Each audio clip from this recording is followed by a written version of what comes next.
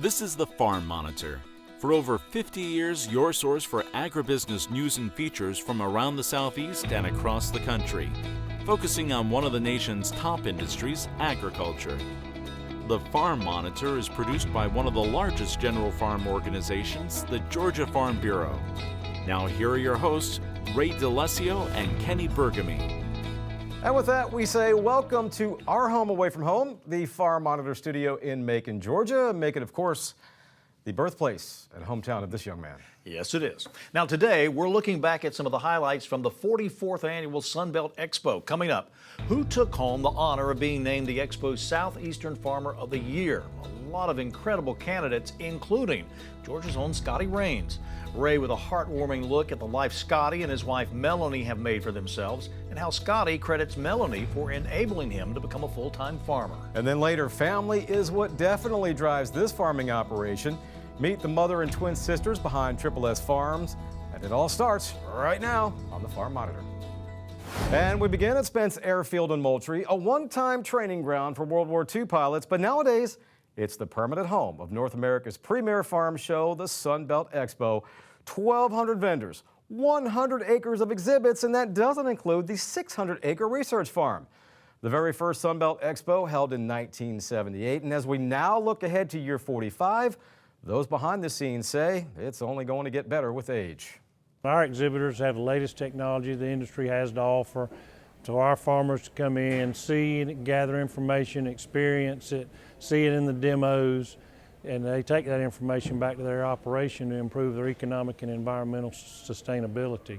And it's just, agriculture is and always will be a people business, and we're just thrilled to have all of our friends from all over the world back in Moultrie this week. Well, rest assured, he is our champion, but for Georgia Farm Bureau President Tom McCall, the annual Sunbelt Cow Milking Contest fell a little short of his expectations, but I blame the cows. I think they were intimidated by him. President McCall, runner-up to American Farm Bureau President Zippy Duvall.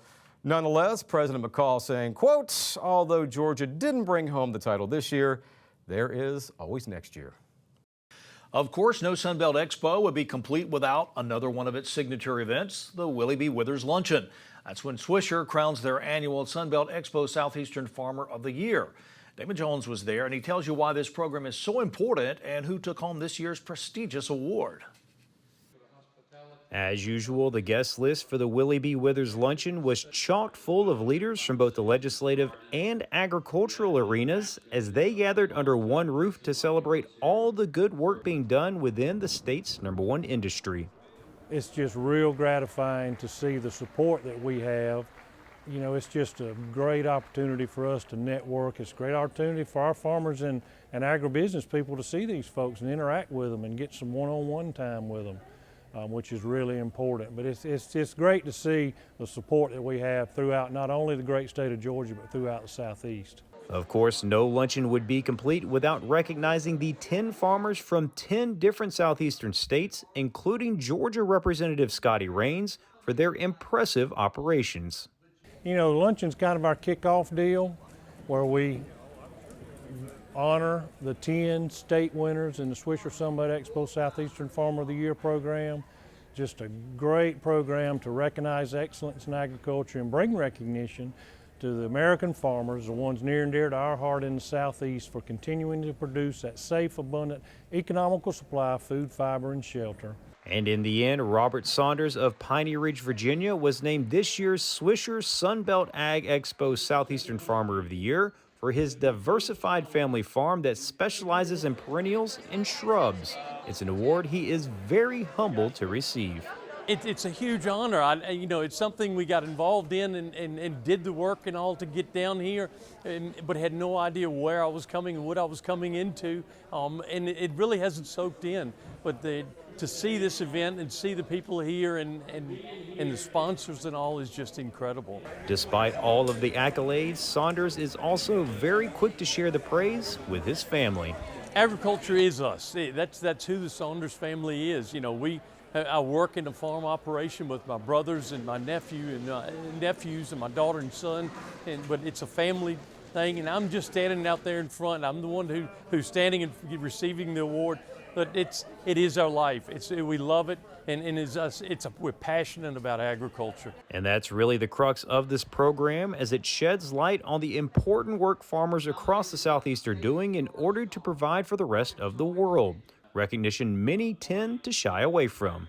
Because they're stewards of the land, they're very unselfish. They don't want any recognition, but they deserve all the recognition they get because, you know, there's less of us, below 2%, that feed the other 98% of the world. And the average farmer would just soon till the soil, plant the seed, nurture the seed, harvest the crop, and go on about his business and do it again the next year. But it's just a great opportunity for us to show them the appreciation they so richly deserve. Reporting from Colquitt County, I'm Damon Jones for the Farm Monitor.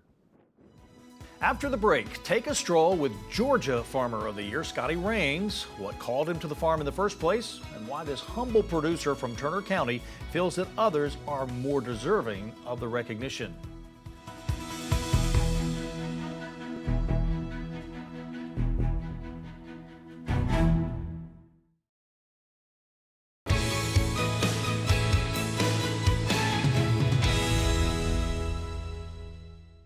Well, the first annual Beef Festival here in Georgia is being called a success. It was held October 22nd at the Carroll County Ag Center as a way to promote the beef cattle industry in West Georgia. Some of the highlights included a beef chili cook-off, live cattle display, beef and farm-related vendors, and kids' activities. Here in Carroll County in the West Georgia area, beef cattle are a highly important agricultural commodity. We have over 22,000 cattle alone typically in Carroll County. Large tradition of cattle production.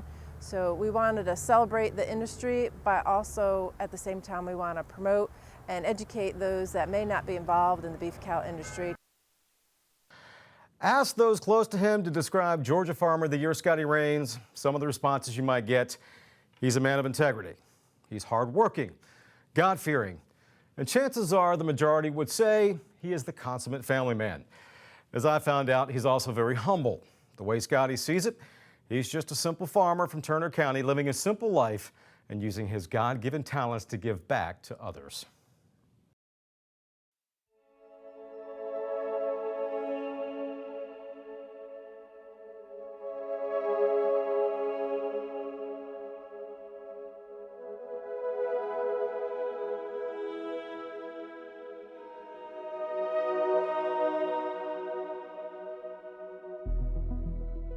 A quiet road under the morning sun.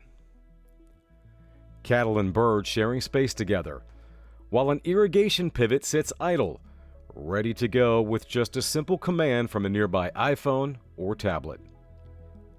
This is Scotty and Melanie Rains' backyard, their little slice of heaven, and it's something they believe was definitely a gift from above.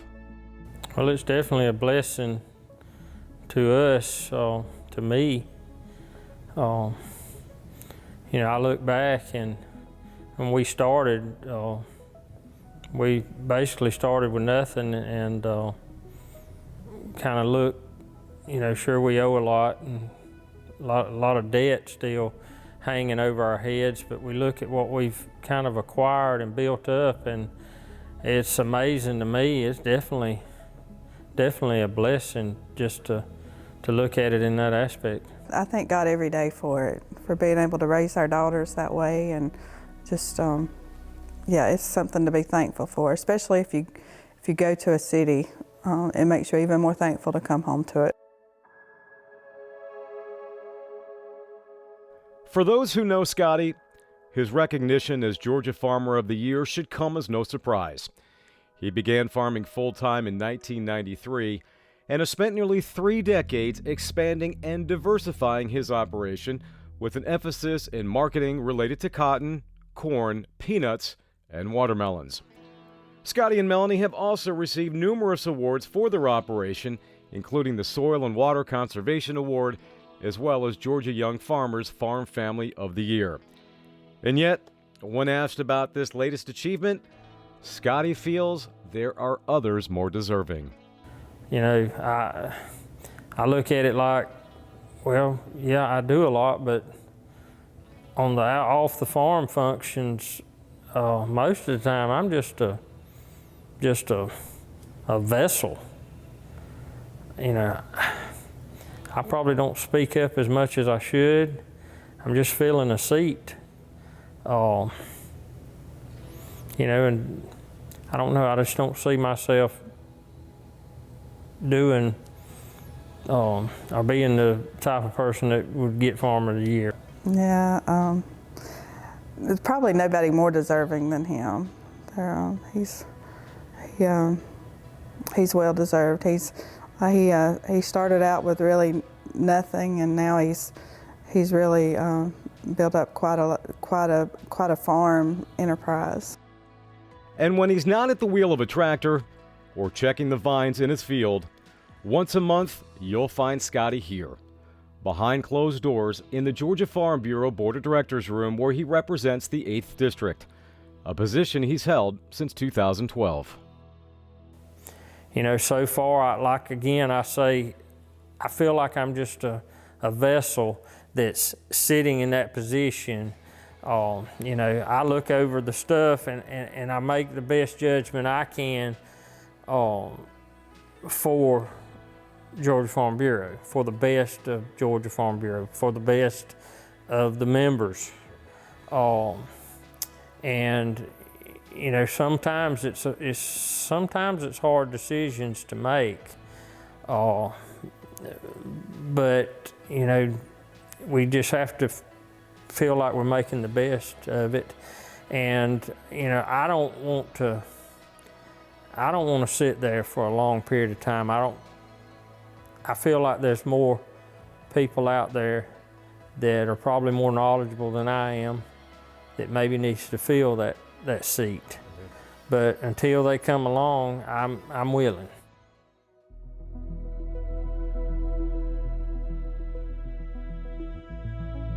You know, listening to Scotty talk, he sounds like a man that's been around agriculture his entire life, someone born and raised on the farm. Believe it or not, that's not the case. Now, yes, his grandfather was a farmer, and his dad had a pretty decent-sized garden when he was growing up. But it wasn't until later in life, when Scotty met his wife Melanie, that he had that epiphany, that aha moment. I worked off and on help my brother-in-law bale hay some, and so I was a little bit active on the farm and enjoyed it, had a feel for it. But I went to work with a research farm, so I really put my hands in it. And you know, I was young and really didn't have a good plan. And I met Melanie, married her, and her father was a farmer. And he asked me if I wanted to farm. And I guess that would be the aha moment, and sure. They always say you marry somebody like your dad. Always say you marry somebody like your dad. Your dad was a full-time farmer. Do you see a lot of your dad in Scotty? I do. They both were fully devoted to their farming, and also fully devoted to their families too. So yeah, I can see that in them. A lot of times when I'm planting, if I'm planting peanuts, if I'm planting cotton, whatever I'm planting, during that time on that tractor, sometime I will just stop and pray for that seed, that God give the increase. You know, so I guess what I'm trying to say is you have faith through putting that seed in and watching it, and you reap from the benefit of it and you see it. You know, it just, I think that would be the love of it.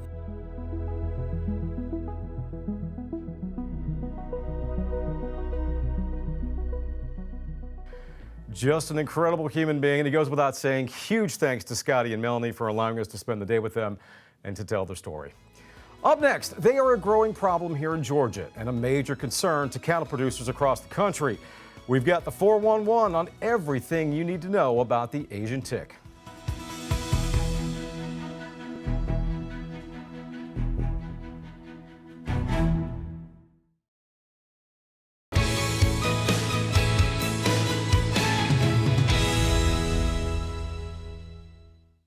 When we think about climate change, we usually think about the negative things, about what might happen where you live, what your operations involve, and how changing temperature or rainfall amounts or patterns might affect that. So one of our strategies is to adapt, and we can adapt by trying to modify the climate where our operation exists. And one practice that we are studying is the planting of trees. It's a approach where we're combining two different aspects of the landowner's operation. Because in the Mid-South region where we work, many landowners have both forest and pasture, but they're generally treated separately and managed separately and used for separate activities and income streams. What we're talking about here is planting trees at a wide spacing into pasture to actually help the forage production and the profitability of grazing animal production, reducing the impact of especially hot and dry conditions in late summer, which are prevalent in the region. If you imagine something like Africa watching the safari, well, there are these widely spaced trees with forages growing underneath them. It's a stable, productive system. If we envision that as our end goal, as our model for these systems, it has the advantages of timber production, and in our case, we also produce nuts, logs for veneer. Plus, if we can adapt to perhaps a hotter, drier climate in the future by managing trees to provide shade to our pastures and our grazing animals, then we're giving ourselves some insurance against some dramatic or negative consequences of climate change. The Asian longhorn tick continues to be a growing concern. 5 years after it was first discovered in the U.S., it's now been confirmed in 3 Georgia counties, Hall, Pickens, along with Habersham, the most recent county added to that list. As John Holcomb learned while talking with UGA veterinary entomologist Dr. Nancy Hinkle, it's a parasite that could potentially cause livestock producers a lot of problems. The Asian longhorn tick, as you might guess from its name, originates in Asia. We don't know how it got to North America, but it showed up in New Jersey in 2017. The Asian longhorn tick has a very wide host range. It really likes cattle, but it also does very well on white-tailed deer, coyotes, foxes, cats, dogs, pigs, chickens, humans. Just like most ticks, the Asian longhorn tick carries several different types of diseases. One of those is theileriosis, a disease that causes serious anemia in cattle. In Asia, this tick transmits half a dozen different diseases. It may very well do the same here in Georgia. So far, we have not determined that it transmits anything other than theileriosis. We do have theileriosis already in the United States, and so we expect this tick to continue to transmit it. Now that the tick has been found here in the state, it's expected to thrive here in Georgia's climate. To make matters worse, females don't even need a male to reproduce. They give virgin birth. They don't have to mate with a male to reproduce. And each female can lay over 2,000 eggs, each one of which hatches into a female, which can lay another 2,000 eggs. So the population can explode very rapidly. That's probably why this tick occurs in such huge numbers. But for that reason, we also expect it to expand its population quite rapidly. Georgia already is home to 22 different species of ticks, and unfortunately, the Asian longhorn tick isn't that recognizable, making it that much harder to know if you may have it on your farm. Georgia has 22 species of ticks to begin with. Now we have 23 with the Asian longhorn tick. Unfortunately, the Asian longhorn tick looks pretty much like every other tick in Georgia. It's small, kind of brownish, sucks blood, nothing particularly unusual about it. So we don't really expect people to recognize the Asian longhorn tick. Probably the tip-off that you're looking at an Asian longhorn tick is numbers. When you find an Asian longhorn tick, you usually find dozens or hundreds of them. So if you find an animal, cow, dog, pig, whatever, with lots and lots of ticks on it, be very suspicious. That may be Asian longhorn tick. It's going to be active during the spring, summer, and fall. The Asian longhorn tick reproduces primarily in the summer, but you still have active populations late into the fall. Reporting in Athens for the Farm Monitor, I'm John Holcomb. Finally this week, S Farms in Thomaston, Georgia, a family operation. And a diverse operation featuring chickens, cattle, and you pick strawberries in the spring. Farm Monitor contributor Jennifer Parson gives us a closer look at how this family bands together to offer a taste of their own to the local community.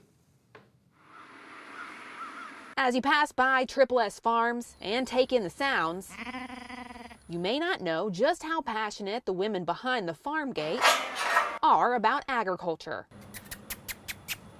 Hey girl. I rake, I hare, I help during our calving season, tag all the calves as well as keep up with their vaccinations and identification. Mallory and Macy aren't just sisters, they're twins, and they both share a love for all things ag. I just really enjoy the cattle, seeing them grow and seeing them go off to another place and being able to provide for our community. These women work together as a family to showcase what agriculture has to offer to their local community. From sales to marketing, even showing their animals. They do it all. Their work in ag doesn't stop on the farm. Both sisters are involved in their local FFA chapter. Macy serves as president while Mallory backs her up as vice president. You never know how much you use agriculture until you actually look into everything and you realize everything is based on agriculture. Mallory manages the marketing for their family farm while Macy works primarily with their cow operation. In addition to the daily work, Mallory shows the pigs and lambs. And you guessed it, Macy shows the cows at various competitions throughout the year. The sisters grew up on the farm and it's always been part of their family routine, but that wasn't the case for their mother. She says her adventure in farming began after she was married and when her husband and his brother had a grand idea for a new business venture. I thought my husband was completely crazy. Because we had always been in the telecommunications business. She says she has plenty of memories as a young girl sitting on her grandmother's porch shelling peas. But beyond that was a big learning curve, and their connections within Farm Bureau helped them navigate their new way of life. We got really involved with agriculture through Farm Bureau, through the Young Farmer Program. My husband and I served on the state committee as vice chair. I've made so many friendships in Farm Bureau with showing livestock, getting to meet new people. Neely says the family roots they're growing and the work ethic they're instilling in their children are priceless. It's worth the long hours, long nights, early mornings, everything in between. I could not think of a better way to raise our children than right here on the farm. And their children are involved with all aspects of their farm, from plowing the fields, cutting and raking hay, marketing the beef, and managing the you-pick strawberry operation. It's amazing to me how much the world doesn't know where your food and fiber comes from. And so when we get the opportunity to share our story, we are all about it. We love to share, where we come from, what we do, and we're very passionate about it. For the twins, farm life won't stop when they graduate. They're both excited about their future career opportunities in ag. It's not just working on the farm with the livestock. There's so many things that you can do, whether it's ag communications, marketing. I love that I get to learn hands-on things, and I guess going on in my career in life, I would love to stay on the farm. I would love to do something in ag communications. In Thomaston, I'm Jennifer Parson reporting for the Farm Monitor. Great job, Jennifer. Thanks so much. And if you want to learn more about S Farms, you can visit their Instagram or Facebook pages at SSS Farms. And speaking of social media, just a friendly reminder that for all the latest ag news regarding food, incredible recipes, and what's happening on Georgia farms, be sure you scroll through all of our social media platforms, including our website at farm-monitor.com. Take care, everybody. We'll see you next time right here on the Farm Monitor. As always, stay safe. Have a great week.